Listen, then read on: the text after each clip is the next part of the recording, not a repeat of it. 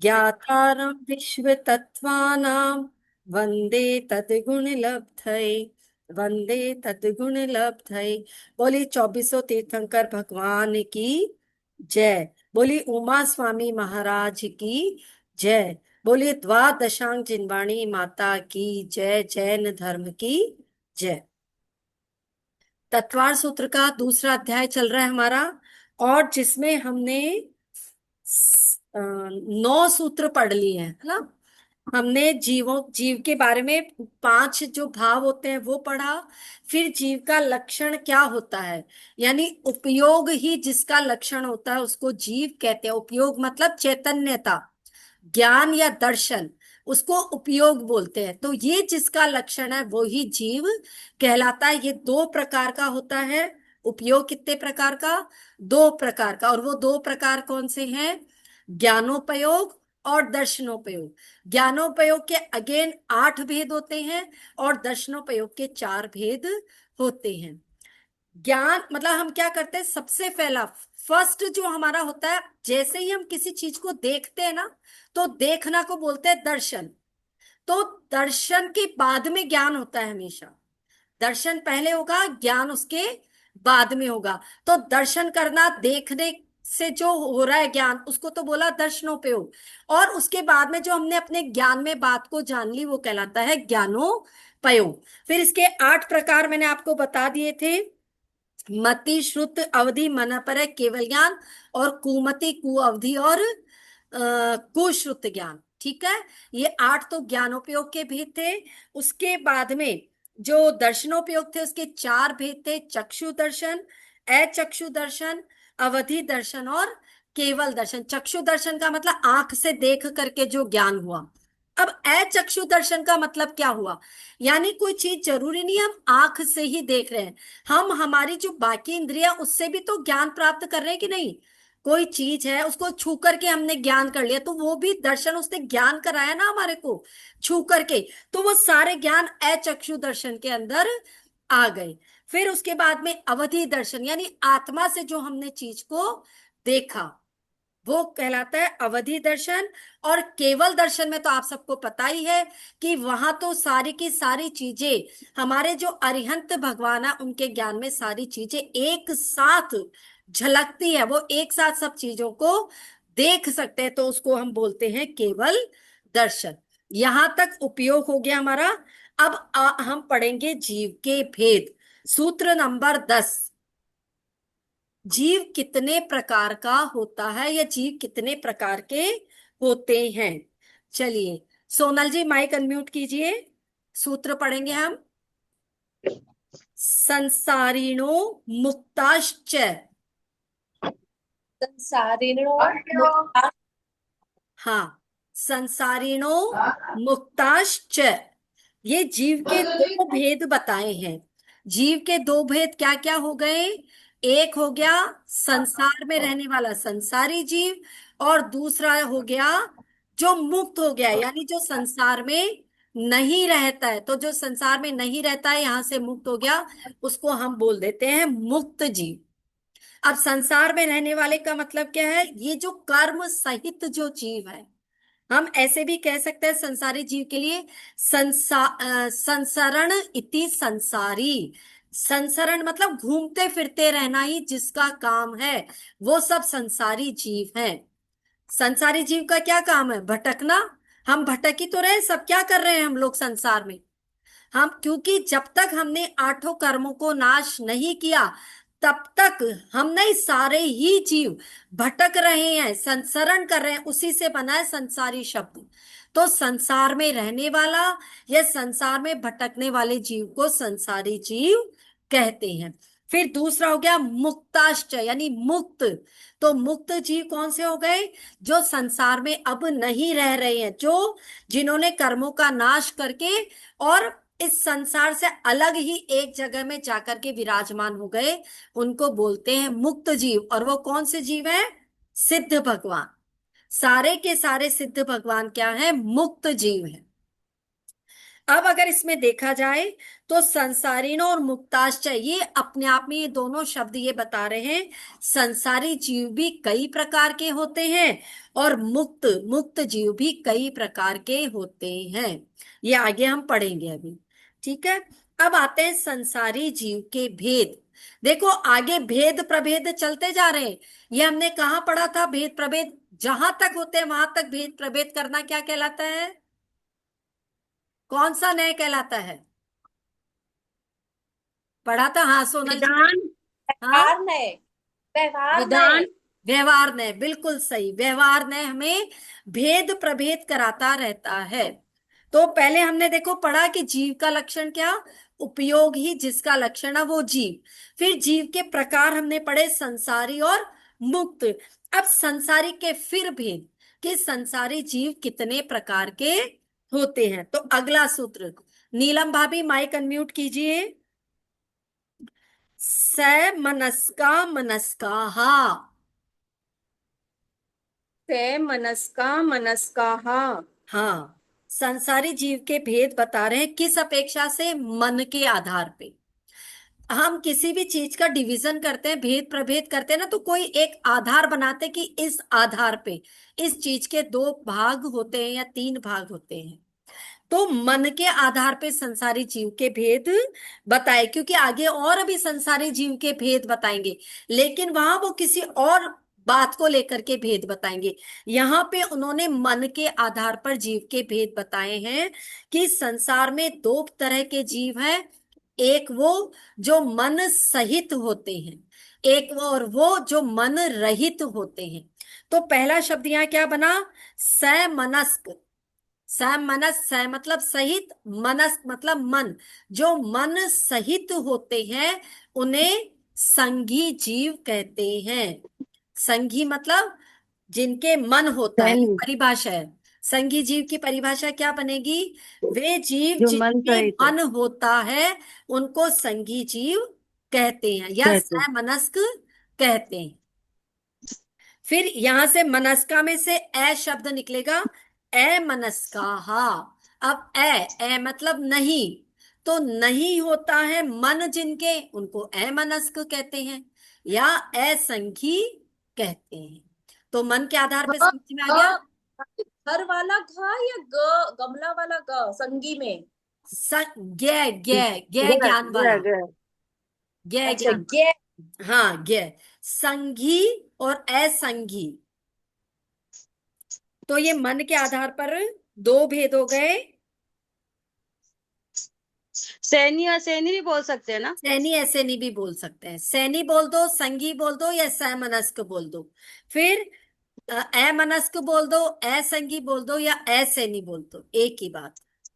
अब पंच आगे, जो असंघी जीव होते हैं यानी जिनमें मन नहीं होता है ना, जिन जीवों में, वो शिक्षा और उपदेश ग्रहण नहीं कर सकते। वो केवल अपना काम तो चला सकते हैं, जीवित भी रह सकते हैं, खाएंगे पिएंगे, वो काम सब करेंगे वो लोग, लेकिन वो शिक्षा और उपदेश ग्रहण नहीं कर सकते। यही तो फर्क है मन वाले में और मन रहित वाले में। मनुष्य क्या है? मन सहित जीव है। इसीलिए हम किसी की शिक्षा को ग्रहण करते हैं, किसी के उपदेश को ग्रहण करते हैं और हमारा कल्याण कर पाते हैं हम लोग। और वो जीव जिनके मन नहीं है, तो वो कोई शिक्षा और उपदेश ग्रहण नहीं कर पाएंगे। ठीक है। वो अब कौन से जैसे होते हैं? सांप, हाँ बोलिए। वो ये जो मन रहित होते हैं, वो उनके एग्जाम्पल कौन से है? वो किस, कौन से मन जीव रहित होते जीव, हैं? जैसे आप देखो सांप है, सांप हाँ। की भी पांच इंद्रियां होती हैं, लेकिन हम्म, पांच इंद्रियों में भी कुछ सांप ऐसे होते हैं जो मन सही मन वाला होता है और कुछ ऐसे होते हैं जो मन रहित वाला होता है। एक सेकेंड, बैटरी लो हो रही है, इसको चार्जिंग में लगा।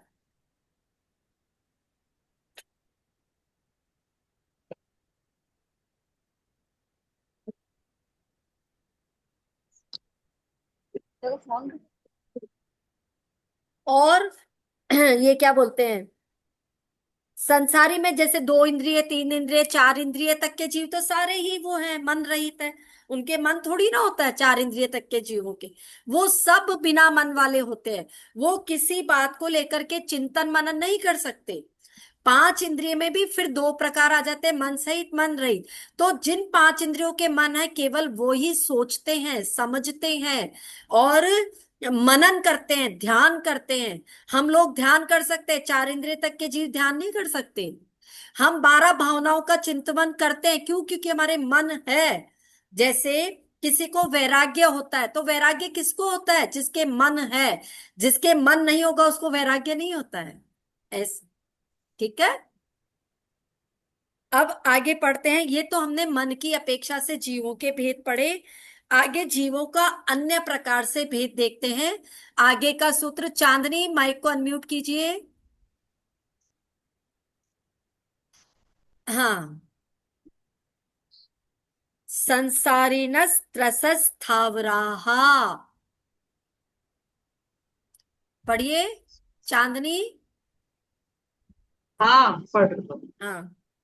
अरे बोल रहे यार बापू बड़ा कर।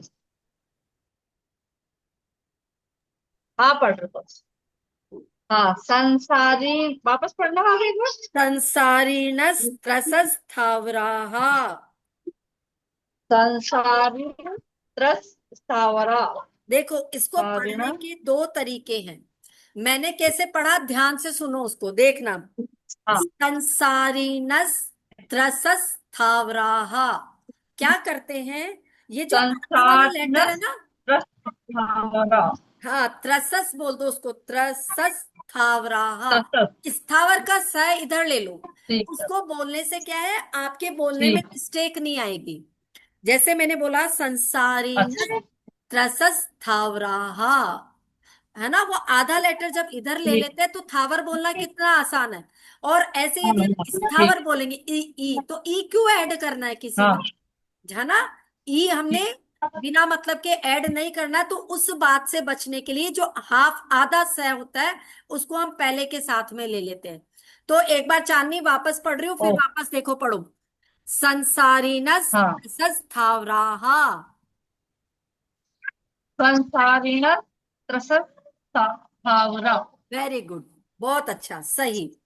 हाँ, चलिए अब संसार, इसके जीव के भेद, के संसारी जीव के भेद, हम उनमें इंद्रियों के हिसाब से भी उनका भेद कर सकते हैं। इंद्रियों के आधार पे, पहले मन के आधार पे था, अब इंद्रियों के आधार पे भेद। यानी 2 भेद बताए संसारी जीवों के।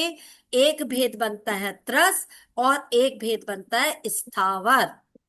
इंद्रियों के आधार पे संसारी जीव के 2 भेद होते हैं। एक कहलाता है त्रस और दूसरा स्थावर। अब त्रस मतलब क्या होता है? त्रस जीव मतलब वे जीव होते हैं जो 2 इंद्रिय से लेकर के और 5 इंद्रिय पांच तक के मिनट तक जीव तुम हैं। रुको उन सबको हम त्रस जीव कहते हैं। कहते हैं। और स्थावर में केवल एक इंद्रिय जिसकी होती है, सिर्फ एक इंद्रिय जिसकी होगी। और वो एक इंद्रिय कौन सी होगी? स्पर्शन इंद्रिय। ऐसे मत पर्सन। समझ लेना कि किसी के केवल कर्ण इंद्रिय होगी या किसी के चक्षु इंद्रिय होगी, नहीं, ऐसा नहीं होता।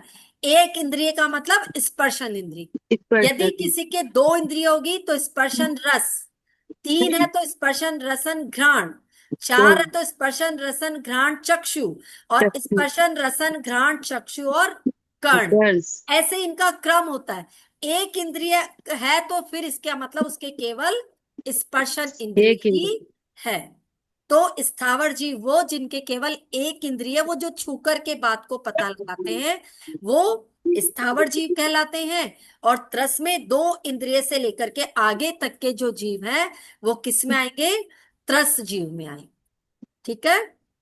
चलिए, ये हमारा अभी बाल बोध चल रहा है। ये पूरा बाल बोध एक में पढ़ाई जाती है ये सारी बातें। और देखो, बाल हाँ बोध भी तो यहीं से निकल करके गया ना।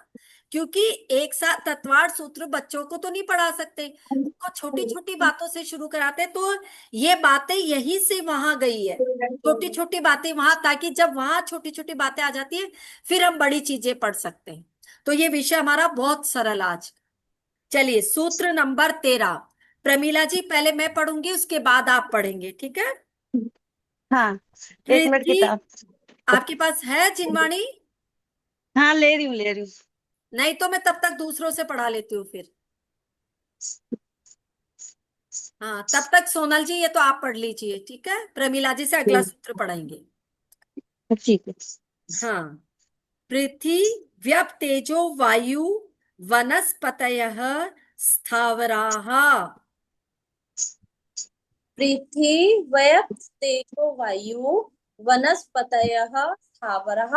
हाँ, अब इसमें स्थावर जीवों के भेद बताए हैं। संसारी जीव के दो प्रकार, स्थावर और त्रस। अब त्रस के वापस भी, ओ सॉरी, स्थावर के वापस से भेद, कि स्थावर जीव के कितने भेद हैं। स्थावर जीव की परिभाषा हमने क्या समझी थी? जिसके एक स्पर्शन इंद्रिय, उसको हम स्थावर जीव कहते हैं। तो वो कौन है कौन तो से जीव है वो इसमें बताया है।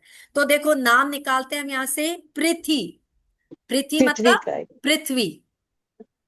फिर यहां से निकलेगा अब अप, पृथ्वी, ये जो दे रखा ना यहाँ पे व्यप, व्यप शब्द बन रहा है ना, तो पृथ्वी के आगे यहां से निकल जाएगा अप। हम्म, अप के बाद में तेज, तेज के बाद में वायु, और वायु के बाद वनस्पति। ये पांच स्थावर जीव है। यानी पृथ्वी, अप शब्द का मतलब आप लोग लिख लीजिए जल। अप का शब्द का मीनिंग लिखिए जल। देखो, जल। बाकी सब तो इजी है। अप शब्द का मीनिंग कभी नहीं सुना हमने कि अप मतलब जल होता है। तो जल कायिक जीव को अप कहते हैं। तो पृथ्वी कायिक, जल कायिक, तेज, तेज मतलब अग्नि। कौन जलती है तेज तेज? अग्नि, हीट जो देती है। तो अग्नि कायिक, वायु कायिक और वनस्पति कायिक, उन जीवों को हम स्थावर जीव या एक केंद्रीय जीव कहते हैं। अब इसकी परिभाषाएं कैसे बनेगी? जैसे पृथ्वी कायिक, पृथ्वी ही जिनका शरीर है उनको पृथ्वी कायिक जीव कहते हैं। कहते जल हैं। ही जिसका शरीर है उसको जल कायिक कहते हैं। ऐसे सब में लगाना। तो ये स्थावर जीव कहलाते। केवल उनका जो काय है वैसा ही उनका शरीर है, वो स्थावर जीव कहलाते हैं। चलिए आगे। त्रस जीव के भेद, अभी हमने स्थावर जीव के भेद पढ़े, अब हम त्रस हाँ, जीव के भेद पढ़ेंगे। हाँ प्रमीला जी अब पढ़िएगा आप, पहले मैं पढ़ रही हाँ, हूँ। ठीक, ठीक। कि द्विन्द्रियादयस्त्रसाः। द्विन्द्रिया रस त्रस्ताः। नहीं, देखो वापस, द्वि द्विन्द्रियादयस्त्रसाः।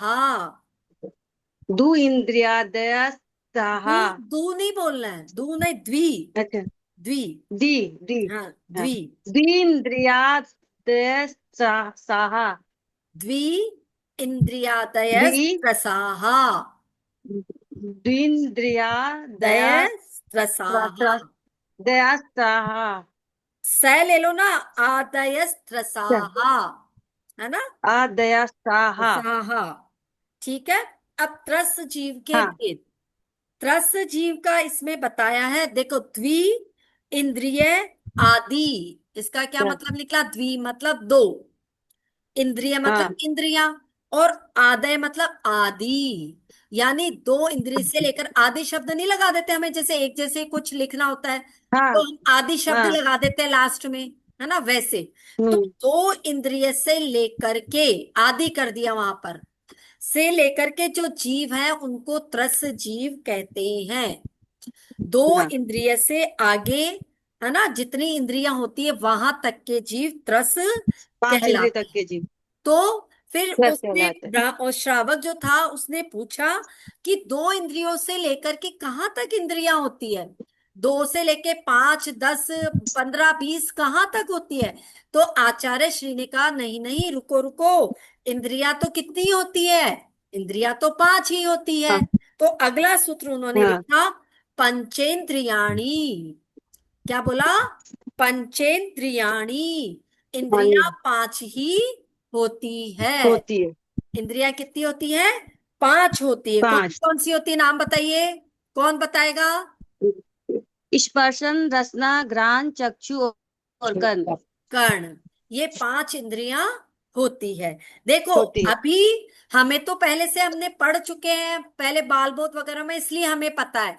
लेकिन हो सकता है उस श्रावक को नहीं पता हो, या महाराज उनकी बात को पूरी करने के लिए आगे से आगे सूत्र रचते जा रहे हैं। तो इसलिए उन्होंने पहले बताया कि दो इंद्रिय से लेकर के आगे तक के जीव वो त्रस है। फिर बताया इंद्रियां पांच ही होती है। अब ये पांच इंद्रियां बता दी। अब पांच इंद्रियों के भी देखो प्रकार होते हैं, ये तो हमें पता ही नहीं था कि पांच इंद्रियों के भी क्या क्या प्रकार होते हैं। होते चलिए, हैं। अगला सूत्र हम पढ़ेंगे। सीमा जी, आप अपना अनम्यूट कीजिए। मैं पढ़ूंगी फिर आप पढ़ेंगे। सीमा जी। द्विविधानी। द्विविधानी। हाँ, पढ़ा आपने? द्विविधानी। बोलो, आवाज नहीं आई आपकी सीमा जी। द्विविधानी। अच्छा, माइक वो अनम्यूट नहीं हो रहा आपका। ठीक है। द्विविधानी का मतलब होता है दो प्रकार की। द्वि मतलब दो और विधि मतलब प्रकार। तो दो प्रकार की होती है क्या? जो पिछले सूत्र में हम पढ़ करके आए, इंद्रियां। इंद्रियां दो प्रकार की होती है। अब क्या होती क्या दो प्रकार की होती है? वो दो प्रकार है, आगे बताएंगे तो सही उनके नाम। मैं आपको बता देती हूँ। एक द्रव्य इंद्रिय और एक भाव इंद्रिय। इंद्रिय। द्रव्य इंद्रिय और भाव इंद्रिय। भाव इंद्रिय। सारी ही पांचों की पांचों इंद्रियां जो है ना, वो हर प्रकार की इंद्रिय, द्रव्य इंद्रिय भी है और भाव इंद्रिय भी है। जैसे हमारी आंख है, तो आंख जो है वो चक्षु द्रव्य इंद्रिय भी है और चक्षु भाव इंद्रिय भी है। कर्ण द्रव्य इंद्रिय भी है और कर्ण भाव इंद्रिय भी है। अब हम समझते हैं आगे के सूत्र में कैसे, है ना। द्रव्य इंद्रिय का मतलब भी समझते हैं और क्या है उसका मतलब वो देखते हैं। चलिए, आगे का सूत्र नंबर 17। नीलम भाभी, माइक अनम्यूट कीजिए। मैं जिसको बोलती हूँ ना वो ही बोलेगा, बाकी सब अपने माइक म्यूट किया कीजिए, है ना। ऐसे फिर डिस्टर्ब होता है। हाँ, नीलम भाभी, मेरे साथ मैं पहले पढ़ रही हूँ, फिर पढ़िएगा। निर्वृत्युपकरणे द्रव्येन्द्रियम। निर्वृत्युपकरणे द्रव्येन्द्रियम। हाँ, सही पढ़ा। निर्वृत्युपकरणे द्रव्येन्द्रियम। अब इसको देखो, यहां से क्या क्या शब्द निकलने। निर्वृत्यु, तो यहां से निर्वृत्ति निकल जाएगा, उपकरण निकल जाएगा, और द्रव्य और इंद्रिय निकल जाएगा। ये चार शब्द यहां से निकले।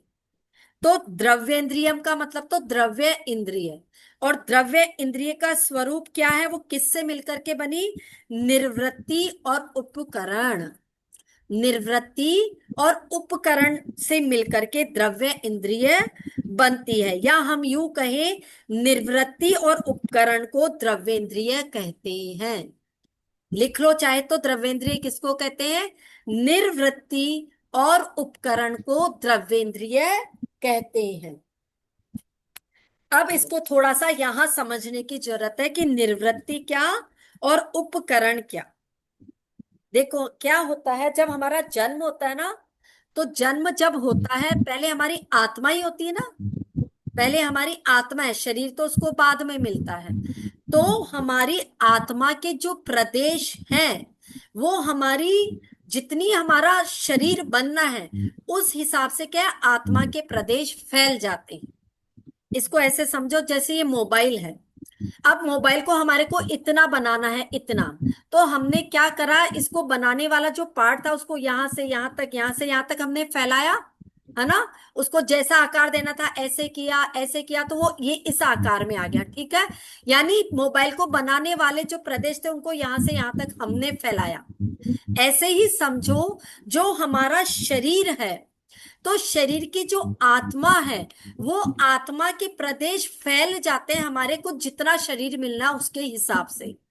तो निर्वृत्ति की परिभाषा आप लिखो, आत्मा के प्रदेशों का इंद्रियों के आकार में ढल जाना, वह निर्वृत्ति कहलाता है।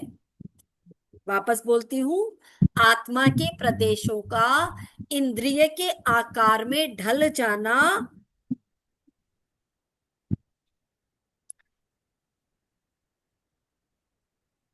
आभ्यंतर निर्वृत्ति कहलाता है। इसको थोड़ा ठीक करो, आभ्यंतर निर्वृत्ति कहलाता है।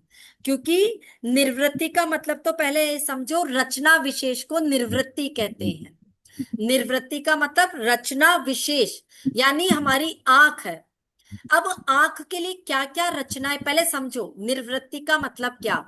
आंख को बनाने के लिए हमारे शरीर में जो रचना हुई, जो जो भी रचना हुई, वो सब किस में आएगी? निर्वृत्ति में। ठीक है।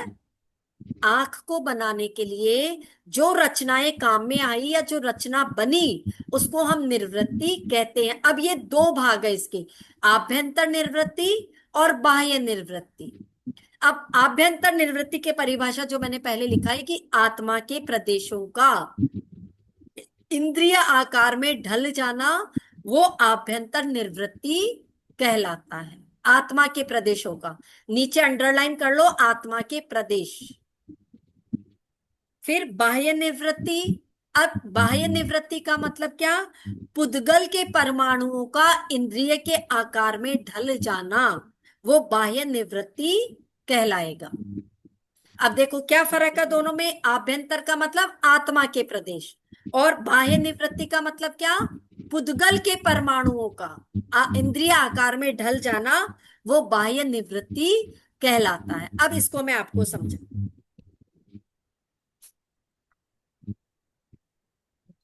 आत्मा के प्रदेश मैंने आपको बताया कि जब हमारी आत्मा है, और आत्मा के प्रदेशों से क्या बनेगा? शरीर, मतलब शरीर का आकार तो चाहिए ना, उसके ऊपर बाद में आके पुद्गल के परमाणु जमते जाते हैं, तभी तो हमारा शरीर बनता है।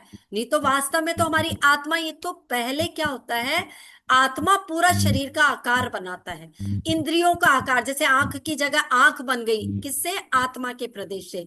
कान की जगह कान, नाक की जगह नाक, ये सब कहां से बनी? आत्मा के प्रदेशों से।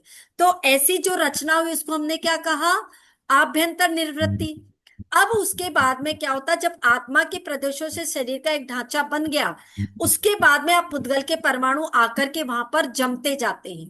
जैसे ये आंख थी, तो आंख पे आकर के आप पुद्गल के परमाणु बन गए, कान पे बन गए, नाक पे बन गए, सारे यहाँ पे बन गए, तो वो क्या कहलाएगी? बाह्य निर्वृत्ति। समझ में आया? समझ में आया सबको? बताओ आया कि नहीं आया? आ गया ना? ठीक है। हाँ, तो ये हो गई निर्वृत्ति, यानी शरीर में, मतलब ये क्या बोलते हैं इसको, नाम कर्म के उदय से हमारे शरीर में होने वाली रचना विशेष को हम निर्वृत्ति कहते हैं। कहते और निर्वृत्ति दो प्रकार की हो गई, आभ्यंतर निर्वृत्ति और बाह्य निर्वृत्ति।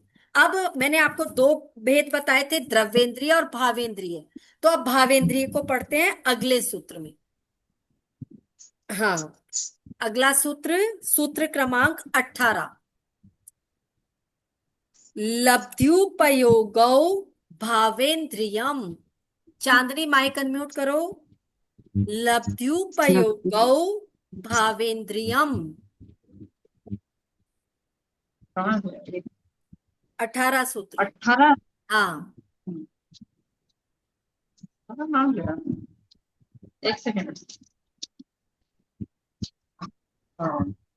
लब्ध्युपयोगो भावेन्द्रियम। अच्छा सुनो सुनो, एक मिनट, उपकरण रह गया अपना भी, इसी में ही है ना? निर्व्युक्त करने द्रव्येंद्रियम, एक सेकेंड, भाव इसी में ही है, उपकरण भी तो है इसमें। उपकरण समझो। अब उपकरण भी दो प्रकार का होता है, भावेंद्रिय बाद में बताएंगे। अभी पहले निर्वृत्ति और उपकरण से मिलकर के द्रव्य इंद्रिय बनती है। तो हमने निर्वृत्ति तो समझ ली, अभी उपकरण समझना बाकी है। उपकरण का मतलब क्या होता है? जो निर्वृत्ति में सहायक है, उसको हम उपकरण कहते हैं। उपकरण का मतलब क्या? सहायता जो प्रदान करता है। जैसे महाराज जी है हमारे, महाराज जी के पास में कौन से दो उपकरण होते हैं जो उनकी सहायता करते हैं? क्या होते हैं उनके पास? एक तो पीछी और एक वो कमंडल। पीछी और कमंडल। कमंडल, तो ये उनके उपकरण है जो उनकी हाँ। चर्या को पालन कराने में उनकी सहायता करते हैं। हाँ। ऐसे ही हमारी जो इंद्रियां हैं, उन इंद्रियों की जो सहायता प्रदान करेगा, उसको हम उपकरण कहेंगे। ये उपकरण भी दो प्रकार के हैं, एक बाह्य उपकरण और एक अभ्यंतरण उपकरण। अब उपकरण। बाह्य उपकरण में क्या आएगा, जैसे आप समझो जो बाहर बाहर से सहायता कर रहा है ना, वो बाहरी उपकरण। जैसे सपो ये समझो आंख है, आंख की बाहर से कौन सहायता करता है, हमारी भुएं हैं, पलकें हैं। पलकें सहायता कर रही है कि नहीं कर रही, जो हमें बाहर से दिख रही है, वो बाह्य उपकरण कहलाते हैं, जो बाहर से सहायता प्रदान कर रहे हैं। और अभ्यंतर उपकरण क्या होंगे, जो अंदर से सहायता कर रहे हैं। अंदर से सहायता कौन कर रहा है, जो हमें ब्लैक कलर का और व्हाइट कलर का जो मंडल दिख रहा है ना आंख का, वो अभ्यंतरण हाँ, उपकरण है, आंतरिक उपकरण है। ठीक है। ऐसे ही कान का समझो, ये कान का देखो, ये पोर्शन दिख रहा है ना बाहर वाला हमारे को, जिससे हम कान की को समझते हैं, बाहर से जो दिखता है, ये ये क्या है, बाह्य उपकरण है। ठीक है। और अंदर वाली चीज, पर्दा हमें दिख रहा है क्या कान का, नहीं दिखता ना, तो वो आंतरिक उपकरण है। ऐसे हर हर चीज के लिए पांचों इंद्रियों में ऐसे ही होता है, बाहरी उपकरण भी होते हैं और आंतरिक उपकरण भी होते हैं। ये हमें ओके। दो दो एग्जाम्पल ही मिलते हैं सारी बुक्स में, इनके माध्यम से पांचों इंद्रियों में इनको लगा लेना चाहिए कि उपकरण मतलब सहायता प्रदान करने वाला, और जो बाहर से सहायता करता है वो बाहरी उपकरण, जो अंदर से सहायता करता है वो आंतरिक अभ्यंतर उपकरण। उपकरण। फिर इसमें आप आंख का एग्जाम्पल दे सकते हो, आंख की जो भुएं हैं, पलकें हैं, वो बाहरी उपकरण, और आंख में जो हमें व्हाइट और ब्लैक कलर का पोर्शन मंडल दिखाई देता है, वो आंतरिक। वो अभ्यंतर। ठीक है, यहां तक हो गया। हाँ। चलिए अगला सूत्र, भावेंद्रिय का, लब्ध्युपयोगौ भावेंद्रियम। यहां पर देखो क्या निकल रहा है, शब्द लब्धि, उपयोग और भावेंद्रिय, तीन शब्द निकल रहे हैं, लब्धि, उपयोग और भाव इंद्रिय। यानी अभ्यंतर। भाव इंद्रिय किसको कहते हैं, लब्धि और उपयोग को भाव इंद्रिय कहते हैं। लब्धि का मतलब होता है शक्ति, लब्धि का मीनिंग क्या, शक्ति। लिखो, शक्ति। इसको लिखना जरूरी है ये शब्द। लब्धि मीन्स पावर, और उपयोग, उपयोग मतलब यूज करना उसका, उसको भाव इंद्रिय कहते हैं। अब लब्धि का मीनिंग समझो। शब्द जो हमने अंतराय कर्म पढ़ा था, आपने पढ़ा था ना, हमने पहले अंतराय कर्म के 5 भेद बताए थे मैंने आपको। अंतराय कर्म के अभाव से हमारे अंदर जो शक्ति प्रकट होती है, उसको हम लब्धि कहते हैं। लब्धि का मतलब क्या, हमारे कर्म के क्षयोपशम से हमारे अंदर जो शक्ति प्रकट होती है, उसको हम लब्धि कहते हैं। अब लब्धि सबकी एक जैसी तो नहीं होती ना, सबकी अलग अलग होती है शक्ति, किसी की ज्यादा है, किसी की कम है।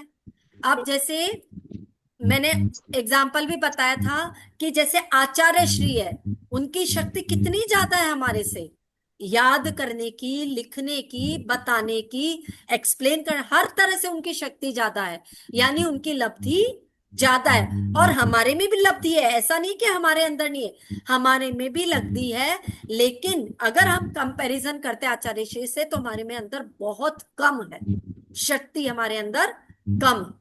ठीक है, तो लब्धि आ गया समझ में। अब उपयोग, जितनी लब्धि होती है ना, उसका उपयोग करना, उसको काम में लाना, वो कहलाता है उपयोग। यानी कैसे, देखो समझो, अभी मेरे चश्मा लगा हुआ है ना, तो यानी मेरी देखने की शक्ति, मैं देखने की शक्ति तो है, पर उसको उपयोग में कम ला पा रही हूं। लेकिन जिनके चश्मा नहीं लगा हुआ है, तो यानी वो देखने की लब्धि को ज्यादा उपयोग में ला पा रहे, वो ज्यादा दूर देख पाते हैं, मैं कम देख पाऊंगी। पता है कितनी शक्ति होती है ये देखने की शक्ति, इसका प्रमाण है 47,263 योजन तक शक्ति होती है देखने की।